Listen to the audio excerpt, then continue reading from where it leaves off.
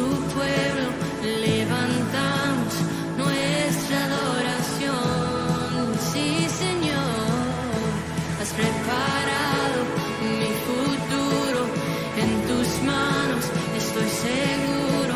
Se acerca el día, pronto regresarás. Hoy se escucha en el cielo el sonido de tu pueblo levantado.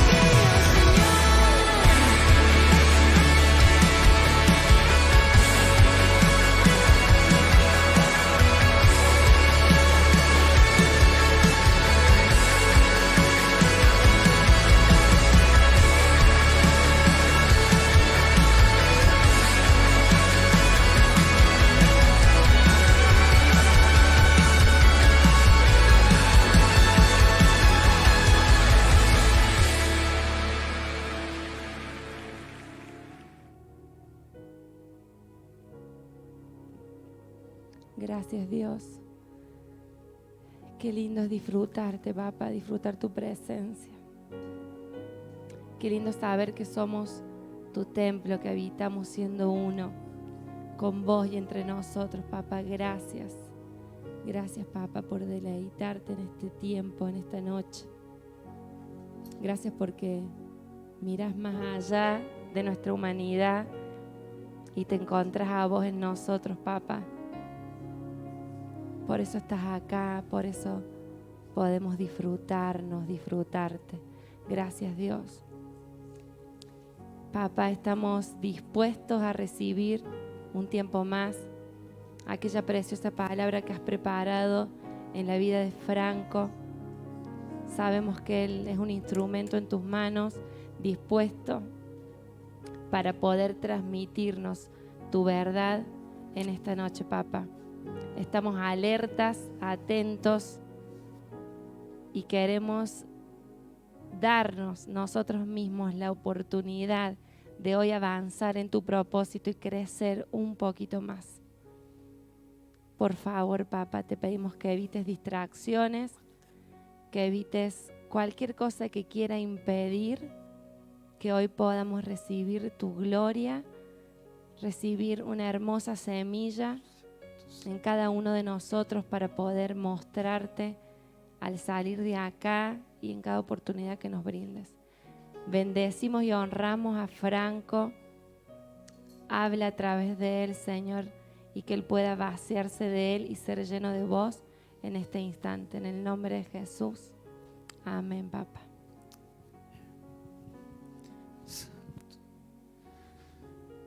Aleluya.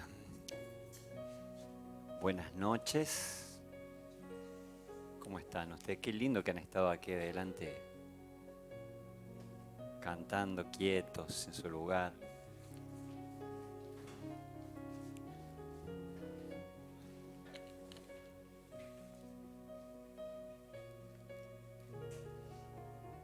Gracias, Charles, por ocupar la primera fila, que nadie se atreve. Ah, tenía frío. Bah. Yo creí que te estabas animando a salir en cámara. Bueno, antes de ir al mensaje, quería pedir perdón por mí, porque por ahí uno, tratando de amenizar momentos de la predicación, cuando uno ya los ve medio que se están empezando a cabecear, trata de amenizar y a veces hablamos de más. Y la semana pasada hice un chiste de mal gusto cuando pregunté si se acordaban cómo había terminado una historia y algunos dijeron que no. Dije, bueno, léanlo que en la Biblia van a encontrar cómo termina. Algunos se rió, pero al que no la sabía puede haberse sentido ofendido. Voy a decir, este que me viene a basurear así porque sabe que no me acuerdo cómo termina. Bueno, estuvo fuera de lugar, así que las disculpas no tiene que suceder. Está bueno por ahí decir algo como para romper el formalismo, pero no tiene que ser algo que pueda llegar a herir susceptibilidades, ¿sí? Así que a Dios primero tuve que ponerme a orar y ponerme a cuentas con Dios y me correspondía pedir las disculpas a ustedes también. Vamos entonces al mensaje que nos toca para hoy, la séptima advertencia. Hoy no me va a acompañar la pantalla, así prestan atención a lo que decimos nomás. En realidad no hice el espacio y el tiempo para el PowerPoint. ¿Prefieren, después de la prédica les pregunto, si prefieren el PowerPoint que acompañe o no, para ver si suma o resta a lo que queremos transmitir de parte de Dios? Esta séptima advertencia que Dios nos quiere traer hoy nos habla del sacerdocio. Seguimos en la construcción que nos dio el Espíritu para todo este año y queremos entender cuál es el sacerdocio, de qué trata un poco el sacerdocio que Dios pretende que estemos ejerciendo en nuestra vida y en este tiempo. Porque el sacerdocio al cual estamos acostumbrados es el sacerdocio de liderazgo, el sacerdocio que hemos visto desarrollarse a lo largo de la historia en la Iglesia católica, protestante. Por ahí los que tenemos iglesia evangélica durante mucho tiempo, hemos visto una cercanía más de todas las personas a Dios, que es lo que Lutero allá por el 1500 y algo, cuando se produjo la Reforma, él entendió que lo que se tenía que desarrollar era el sacerdocio de todos los santos, no solamente aquellos que estaban liderando o leyendo la Biblia, porque en esa época solo el clérigo leía la Biblia, sino que toda persona que creía en Dios estaba llamado a ser sacerdote. Eso fue el punto principal, con el perdón de pecados por gracia y no pagando las indulgencias, fueron los dos puntos fundamentales de Lutero para decir, estamos caminando un poquito separados de lo que la Biblia dice. Entonces él desarrolló eso y ahí se inició otra etapa de la iglesia que fue la que va derivando en lo que nosotros hoy somos. El punto es que no apareció ahí en ese tiempo el sacerdocio universal de todos los santos, de todos los creyentes. Dios desde un principio nos quería a todos funcionando como sacerdotes. En Éxodo 19:6, antes de que tuvieran la ley, Dios le dice a Moisés que mande a preparar el pueblo, a alistarse, porque van a venir al monte, van a subir al monte, van a llegarse en realidad al pie del monte, porque eran demasiados como para subir todos. Dice, van a venir al pie del monte y yo descenderé y hablaré con todo el pueblo. El 19:6 dice, y ustedes serán mi reino de sacerdotes, mi nación santa. Luego encontramos, en base a ese versículo, en Primera de Pedro 2:9, que dice Pedro, ustedes son linaje escogido, sacerdocio real, nación santa, pueblo adquirido por Dios, para que anuncie las virtudes del que los llamó de las tinieblas a su luz admirable. En Apocalipsis, en 2 ocasiones dice, Cristo hizo de nosotros un reino de sacerdotes para su Dios y Padre. Y con su sangre nos redimió para Dios de toda tribu, lengua y pueblo y nación. Y nos hizo para nuestro Dios un reino de sacerdotes.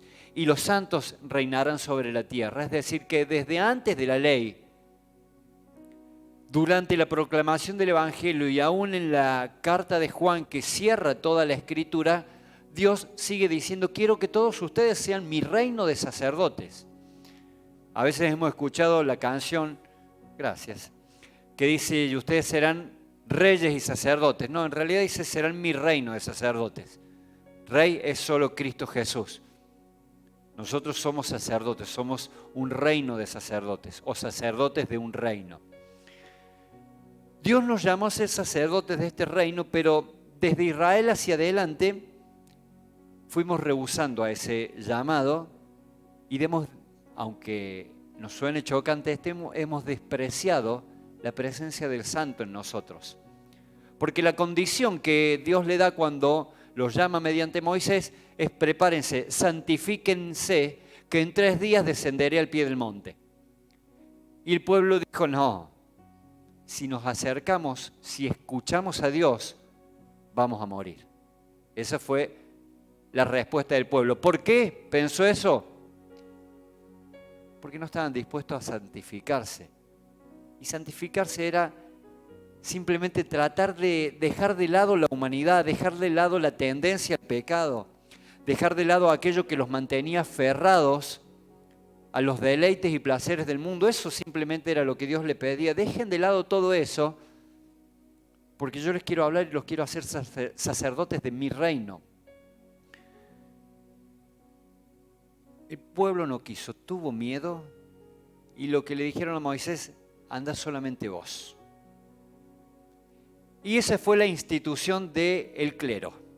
Allí se instituyó el liderazgo. Dios quiso formar sacerdotes que lo amen, pero el pueblo estableció al clero, instituyó la dependencia de una persona antes que depender del Espíritu Santo.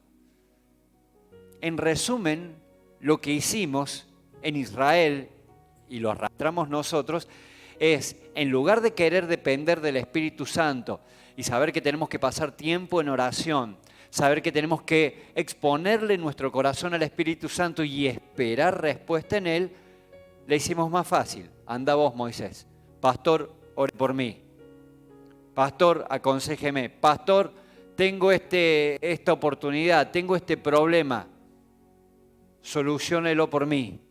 Dígame si está bien o está mal lo que hago. A ver, no está mal y todo lo contrario. Necesitamos de liderazgo, de autoridades, de pastores, de maestros, de evangelistas, de profetas, de apóstoles, de salmistas, de padres. Necesitamos de gente que vaya un paso más adelante que nosotros para que nos ayuden a formarnos, para que nos impartan, para que nos transmitan el Espíritu Santo y la palabra. Lo requerimos hasta que todos lleguemos a la unidad de la fe, a la estatura, hasta que lleguemos a eso que dijo Jesús cuando dijo, les enviaré mi Espíritu Santo y ya no necesitarán que nadie enseñe a otro, porque el Espíritu les enseñará todas las cosas que están dentro de ustedes.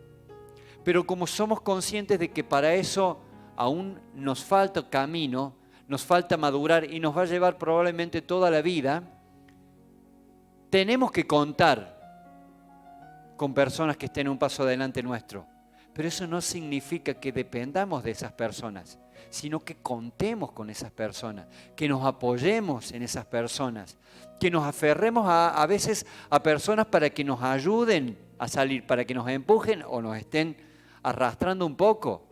Pero la dependencia es del Espíritu Santo y eso nos empieza a transformar en sacerdotes. A ver, ¿qué es el sacerdote? ¿Quién se acuerda o quién sabe qué significa la palabra sacerdote, sacerdocio? ¿Alguno se acuerda? No me abran los ojos tan grandes que me asusta un poco. Sacerdocio significa, sí, vos porque estás leyendo ahí. Se hace la que sabe y me está leyendo las notas. Puente. La etimología del término, hacía mucho que no les hablaba así docentemente. La etimología de la palabra sacerdocio proviene del griego, no, mentira, no sé de dónde proviene, pero la etimología es puente, algo que une una cosa con otra, un lado con otro lado. Y aplicado a Dios, cuando Dios habla de sacerdocio, básicamente está diciendo, necesito hombres que tienden un puente, que hagan de intermediario, que unan mi persona, que unan este Dios con hombres alejados de Dios. Esa es la función del sacerdote. Interceder para poder acercar, para poder unir. Nosotros necesitamos aprender a ser sacerdotes en todo ámbito. Cuando estamos en nuestra casa y a alguien se le sale la cadena o la paloma empieza a querer tomar vuelo, tenemos que oficiar como sacerdotes para unir al que se está distanciando del amor de Dios y acercarlo nuevamente. Y aunque si nos ponemos a estudiar podemos ver que la Biblia dice que el varón es el sacerdote y cabeza del hogar. Sí, todo bien con ese punto de vista, corresponde. Pero cuando lo vemos a nivel universal, a nivel general, todos debemos oficiar de sacerdote, porque yo puedo ser el varón de mi casa, puedo ser generalmente sacerdote, como la Biblia lo dice, pero un día la pifié, un día me equivoqué, un día me enojé, un día me airé o lo que fuere que me pase, y mis hijos o mi esposa tienen que oficiar de sacerdote y decir, oremos, frena. Estamos alejándonos, estamos apartándonos, estamos apagando. Todos en algún momento tenemos que sacar ese oficio que Dios puso en nuestro corazón, que mediante el Espíritu Santo empezó a formarse en nosotros. El sacerdote tiende un puente entre Dios y el hombre alejado, es decir, ama como Cristo amó. ¿Cómo hago para ejercer sacerdocio? Amo como Cristo amó. Eso es lo que lo resume. Enseño la palabra, predico. No. amo como Cristo amó.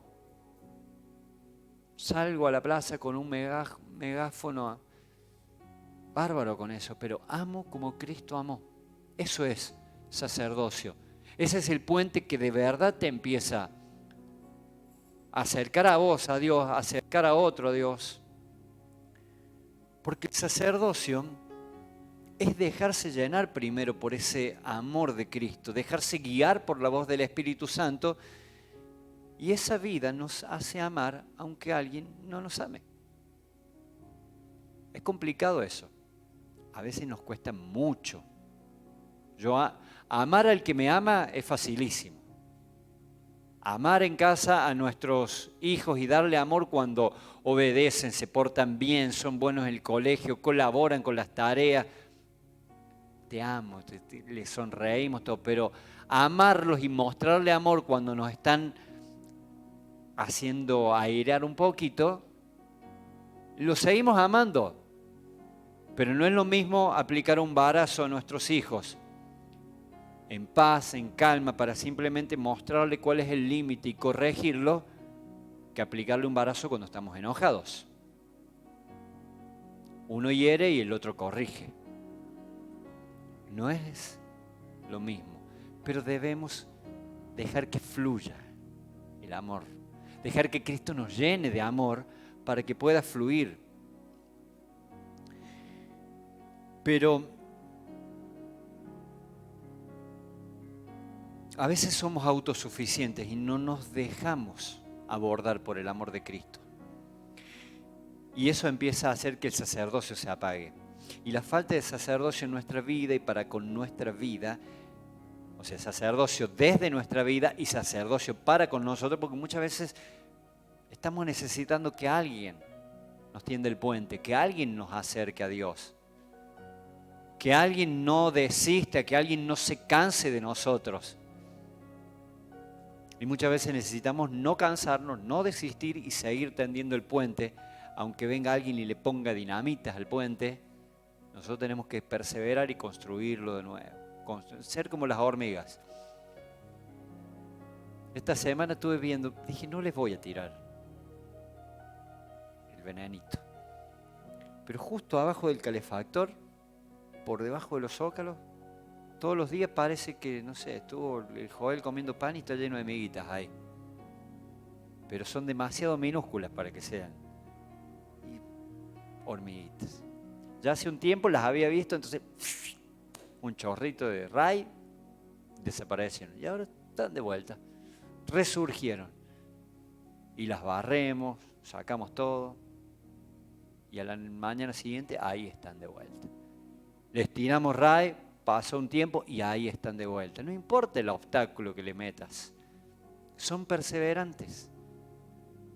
Tratan de alcanzar el propósito que tienen, cumplir el objetivo, hacerse un nido, hacerse una casita y llenarle, sí, las miguitas que van cayendo.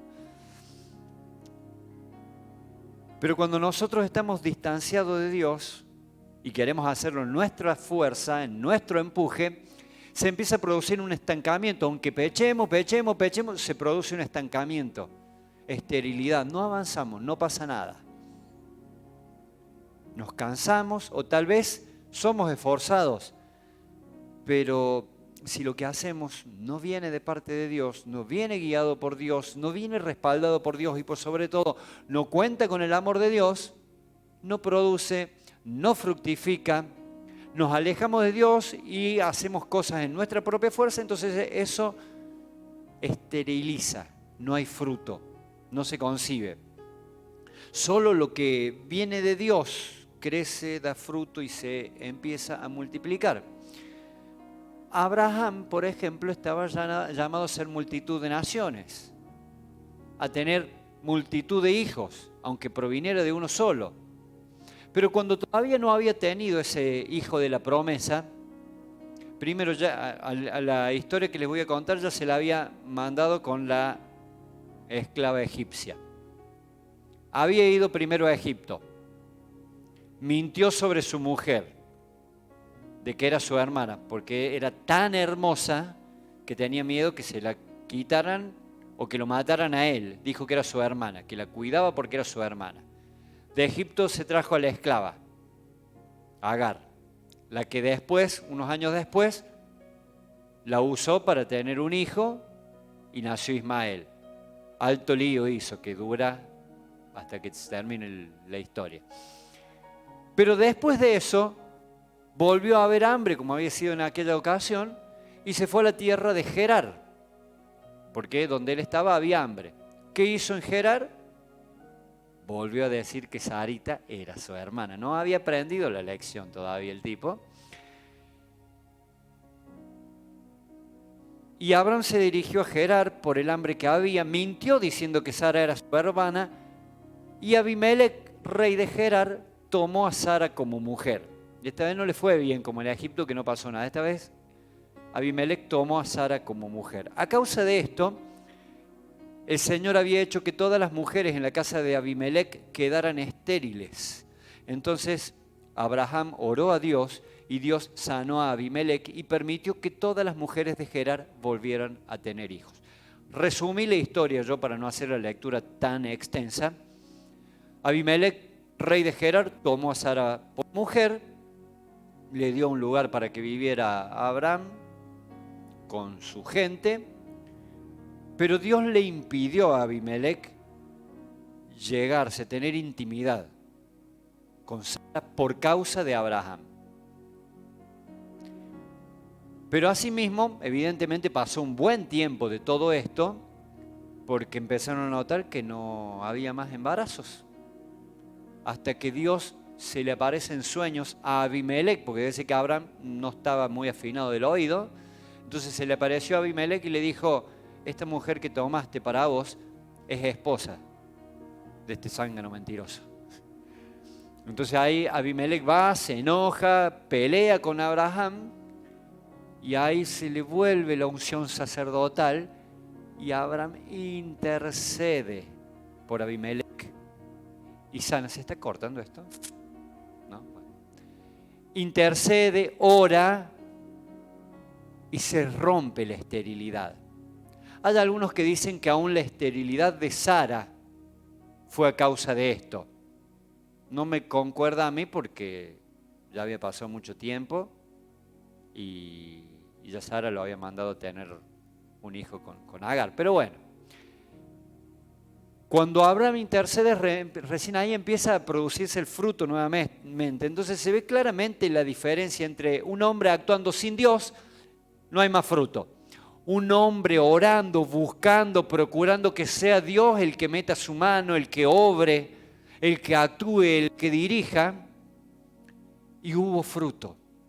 No solo que se rompió la esterilidad, sino que Abimelec le dio ganado, le dio un montón de alimento y le dijo a dónde podía asentarse nuevamente para desarrollar toda su vida. O sea, la oración de Abraham, la intervención sacerdotal, abrió las puertas nuevamente al fruto, a la concepción, a la prosperidad, a la paz. El capítulo siguiente de esto es la visita de Dios a Abraham y el embarazo de Sara. Fíjate cómo cambia cuando actuamos como sacerdotes. Cuando entendemos que no dependemos de que alguien haga algo por nosotros, sino que dependemos de que nosotros nos pongamos en acción, buscando a Dios, orando, pidiéndole su intervención.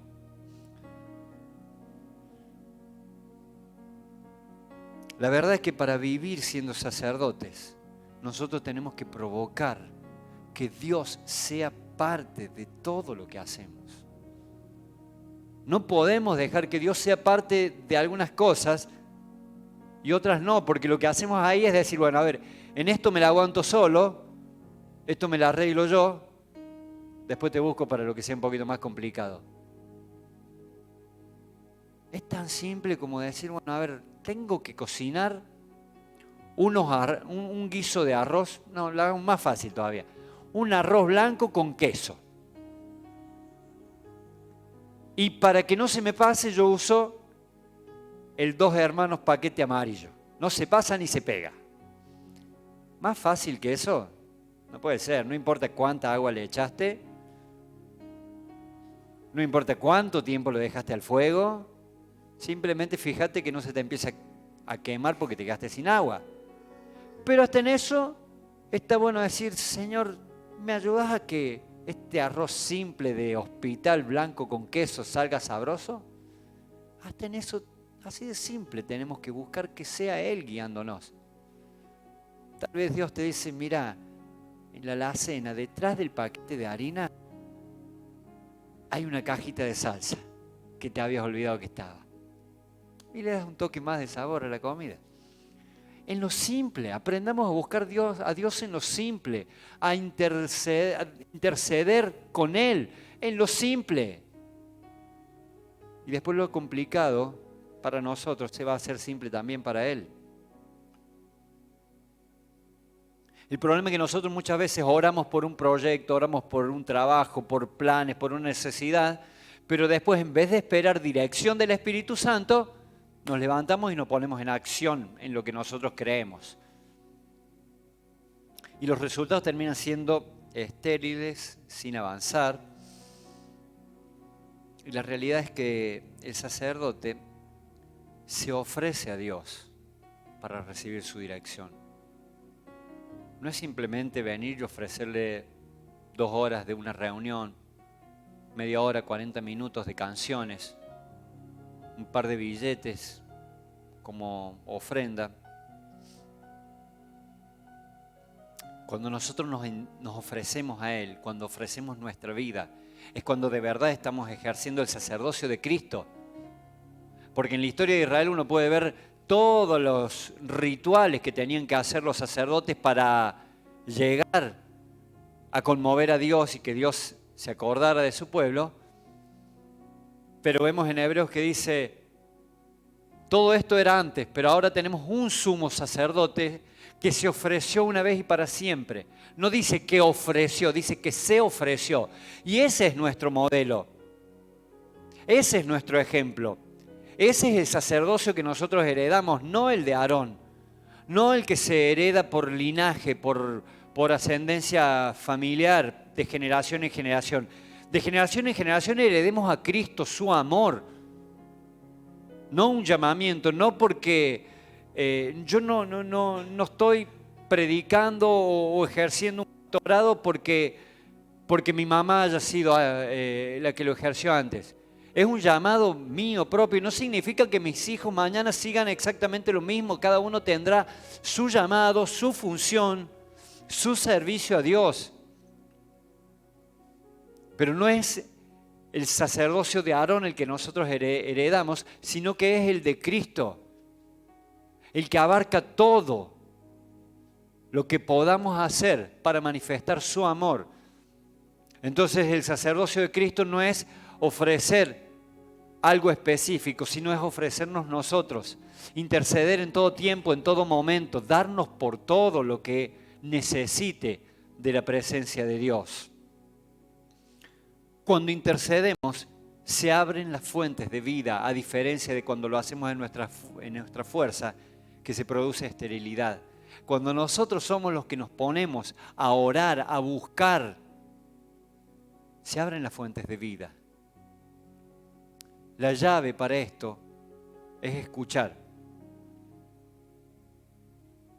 Leímos al principio en Éxodo 19:6 que dijo, y ustedes serán un reino de sacerdotes. Un ratito antes, versículo anterior, versículo 5, Dios le había dicho, ahora pues, si de veras escuchan mi voz y guardan mi pacto, entonces ustedes serán objeto de mi predilección y haré de ustedes un reino de sacerdotes. Primero les dio las llaves, les dio el diseño. Dijimos la semana pasada, la llave que sana nuestras vidas, la llave que abre puertas a conocer y vivir la voluntad de Dios, es el diseño correcto, el diseño de Dios. ¿Qué hizo Dios de tu vida? ¿Para qué te formó? ¿Para qué te llamó? ¿Para qué te hizo antes de la fundación del mundo? La llave para acceder a eso es escuchar. Esa es la forma de entrar al diseño correcto. Porque a veces actuamos por buena intención, pero eso, si no está en el diseño del Padre, va a ser una buena intención que va a producir algo que va a durar un tiempo y nada más. Podemos traer una muy buena palabra, una muy buena predicación, pero si no estaba dentro del diseño de Dios para la casa, va a ser una linda emoción en ese momento. Podemos cantar canciones que nos agiten, el entusiasmo, que nos animen, pero si no era el diseño de Dios, no va a pasar de una emoción momentánea. Israel no quiso oír. Y dijo, anda vos, Moisés. ¿Qué hizo Israel mientras Moisés estaba escuchando a Dios? Mientras estaba viendo el dedo de Dios escribir las tablas de la ley. Israel se hizo un ídolo de oro.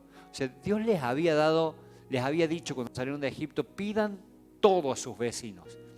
Y se vinieron con mucho oro. Que Dios lo había pedido porque Dios ya sabía que más adelante les iba a hacer construir el tabernáculo de reunión y esa construcción iba a necesitar de mucho oro.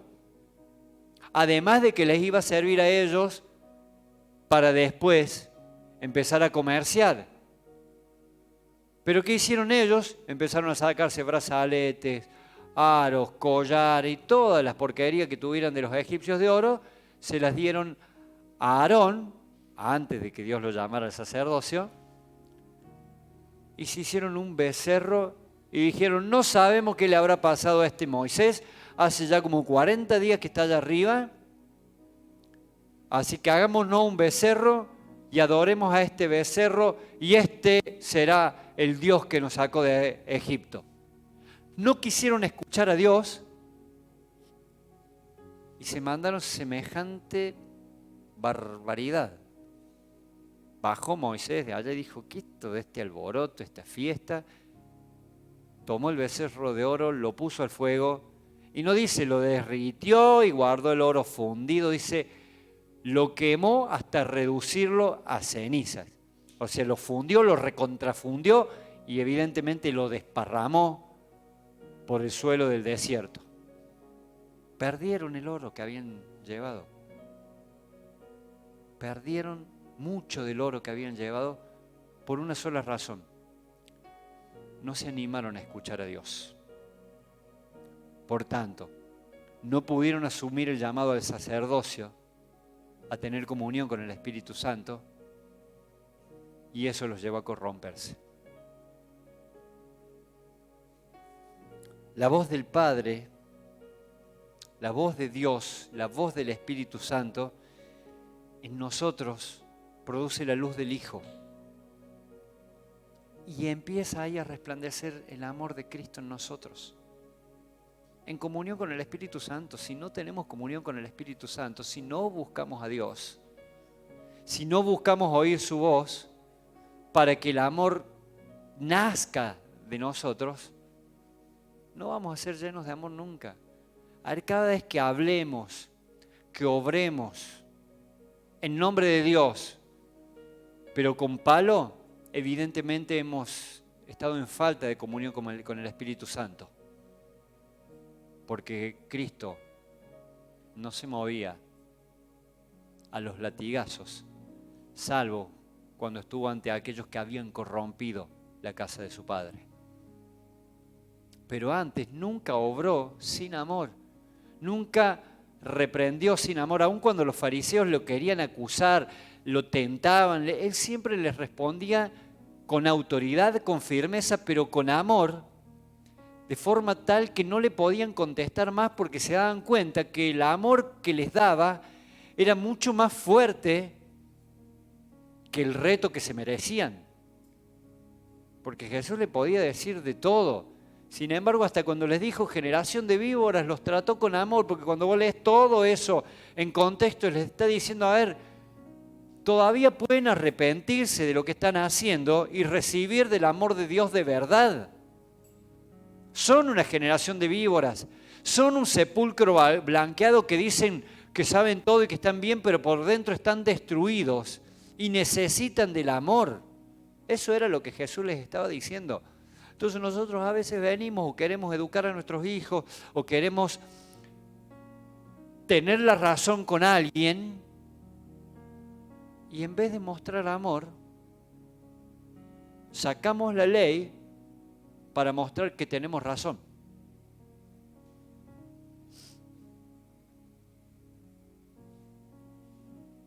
Miqueas 2:12 dice: yo te reuniré, juntaré al remanente que quedó, volveré a reunirlos como oveja en un aprisco y como un rebaño en su pastizal.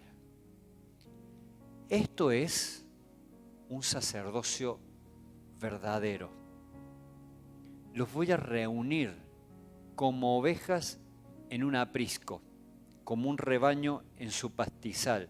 Eso es dar amor, es cubrir necesidades, es cuidar, es proteger y sobre todo formar una conducta natural. La esencia del sacerdocio, formando, porque el sacerdocio incluye cuidar, incluye educar, incluye dar amor, incluye alimentar, por supuesto, pero un punto clave, esencial, elemental del sacerdocio es formar una conducta natural. Porque si nosotros traemos a nuestros hijos y nos pasa lo que nos pasa en estos tiempos con nuestros adolescentes de esta casa, le preguntamos a cada uno de los adolescentes por qué vienen y no sé si todos, pero la mayoría dijeron porque nuestros papás nos hacen venir. Esas fueron las respuestas. Y esa es la realidad. ¿Pero por qué? Porque a veces no sabemos cómo hacer para formar una conducta natural, desarrollar un amor de Cristo natural, un deseo, unas ganas de formar parte de una comunidad sin que nos tengan que obligar, sino de una forma natural. ¿Por qué en Miqueas dice, el Espíritu le hace decir, los voy a reunir como ovejas en un aprisco, y no le dice en un redil, no les dice en un corral? El aprisco es el redil, el corral primero. El redil es un corral demarcado por alambrado, boyero, cerco, lo que fuera, pero es un lugar delimitado visualmente, donde la oveja no tiene forma de salir, salvo por una puerta de entrada o de salida, que alguien la abre o la cierra. Cuando la puerta está cerrada, la oveja no puede moverse de ahí. Está apresada ahí, está obligada a estar en ese lugar. Pero el aprisco era básicamente la ladera de una montaña, una parte relativamente no tan empinada, donde había pastizales. Cuando las ovejas estaban ya correctamente formadas, educadas por su pastor, el pastor, en vez de alimentarlas en el corral, en el redil, las llevaba al aprisco, al pastizal libre, donde el límite dentro del cual la oveja tenía que moverse, alimentarse, jugar, revolcarse, etc., ya lo tenía establecido en su interior.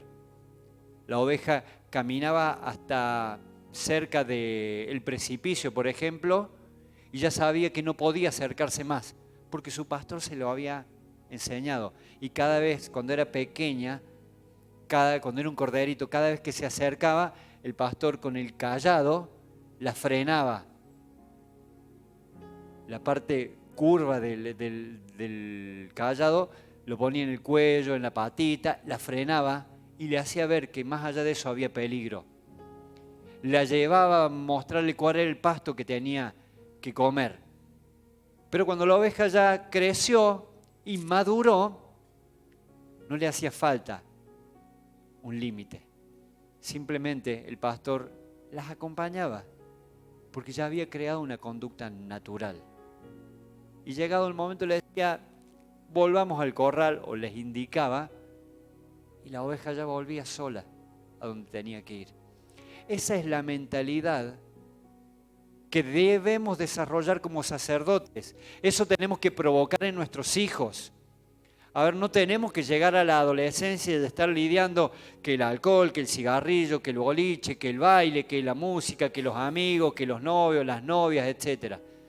Eso tenemos que haberlo formado ya desde niños. Dios nos dé sabiduría, oramos al Espíritu Santo, clamamos y rogamos para tener la sabiduría de mostrarles el amor de Cristo, porque eso va a ser lo que los sostenga. Y muchas veces creemos que no sabemos cómo hacerlo, pero si nos aferramos al Espíritu, va a Él a hacerlo, no nosotros. Si nosotros lo intentamos, vamos a tener que poner el corralito toda la vida.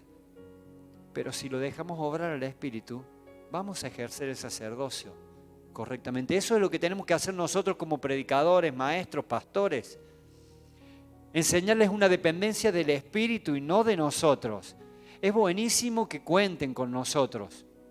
Necesitan y necesitamos contar unos con otros como hermanos, o reconocer cuando alguien tiene un llamado, una función específica, pero no la dependencia absoluta y plena, porque eso no te deja crecer, eso no te deja madurar. Israel pidió un rey en lugar de aferrarse al Espíritu Santo. La iglesia ha procurado tener líderes en lugar de ser sacerdotes del reino. Y ese tipo de liderazgo crea rediles de ovejas dependiendo de un límite visible. Pero Dios nos llama al sacerdocio, a cada uno de sus hijos, a formarnos dentro de un cuerpo, a ser llenos de amor en el cuerpo para desarrollar vida. Reflejemos amor, paciencia, tolerancia, amabilidad en el hogar, en la sociedad. Debemos presentar al Salvador para que luego se haga su Señor. ¿Cuál es el sacerdocio que tenemos que ejercer? Ver en cada ámbito cómo presentar a Dios. Cómo presentar a Dios a nuestros hijos, a nuestros cónyuges. Cómo presentar a Dios en nuestro trabajo. Cómo presentar a Dios en nuestra sociedad. Si nosotros presentamos al Salvador, el que conozca al Salvador va a conocer luego también a un Señor y lo va a amar. Recibir o reconocer a Cristo como Señor y Salvador no está en la obediencia simplemente, en decir, bueno, me salvó, entonces ahora le debo obediencia. Sino está en poder reconocer que Cristo nos salvó por amor, sin que se lo pidamos, sin que lo merezcamos, sin que nos lo ganemos. Y ahora lo amo tanto que lo reconozco como Señor y quiero hacer lo que Él considera conveniente para que se cumpla su propósito. Por eso es que Jesús estuvo poco más de 3 años con 12 hombres simples y vulgares como cada uno de nosotros, indoctos, o sea, poco estudiados, y les fue enseñando muchas cosas, básicamente sobre el amor. Amen a sus enemigos, bendigan a los que los maldigan,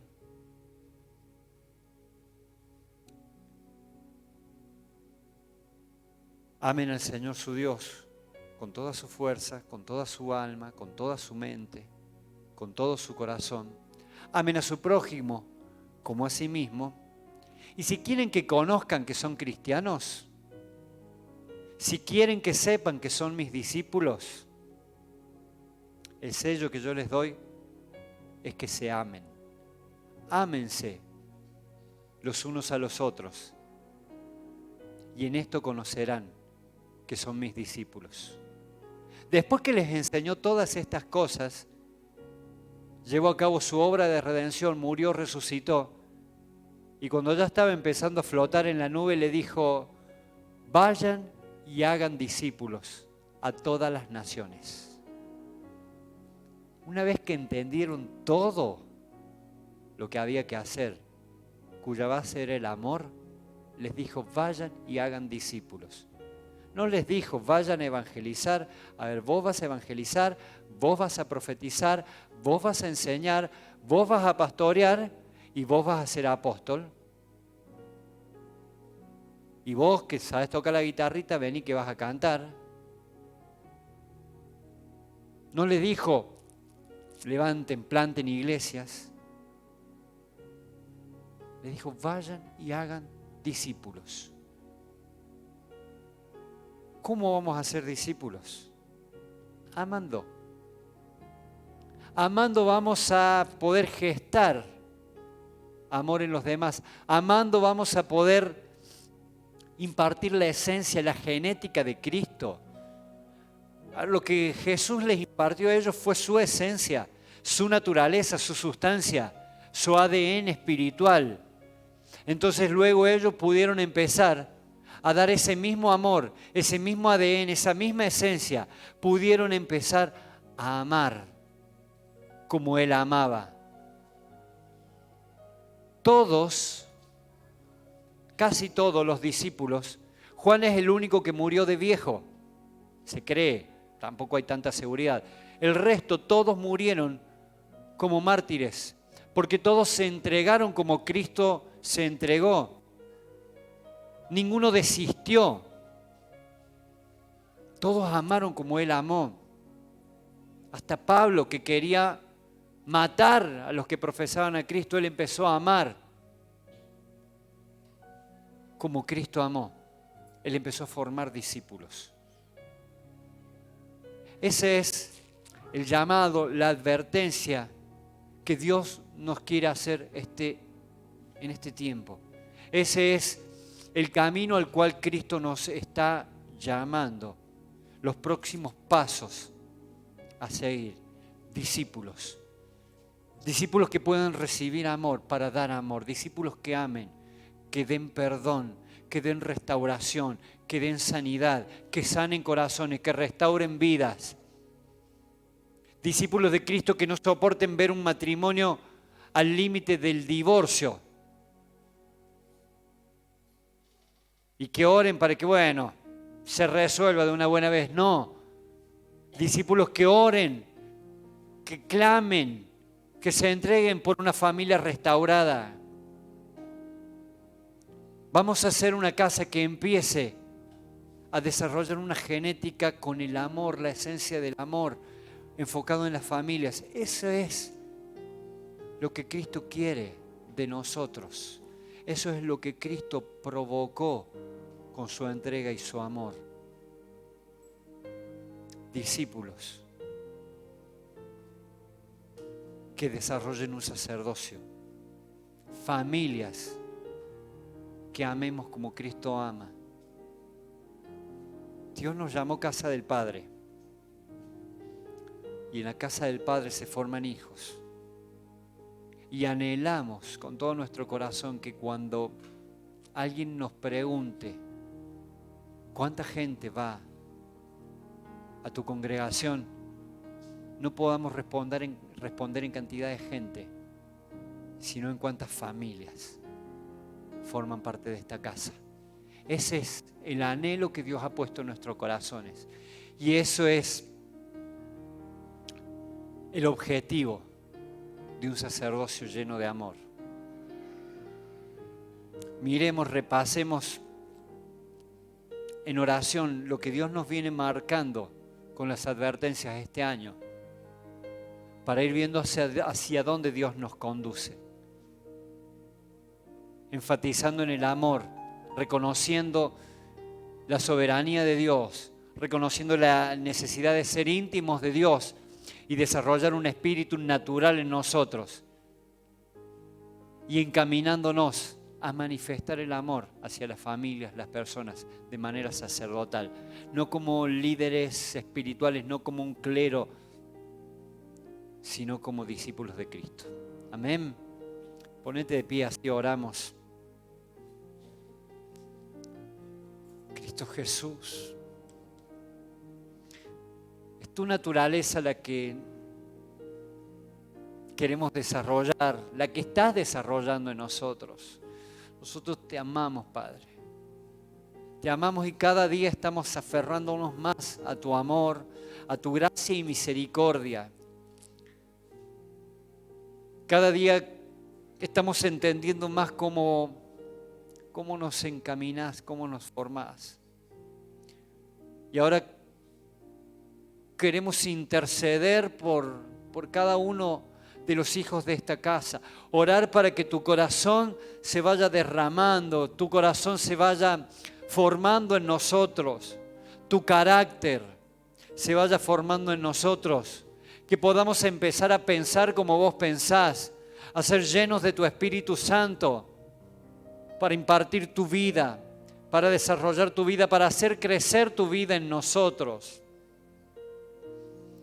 Padre, perdónanos por cada vez que obramos mal, que nos agarramos de la ley o que nos dejamos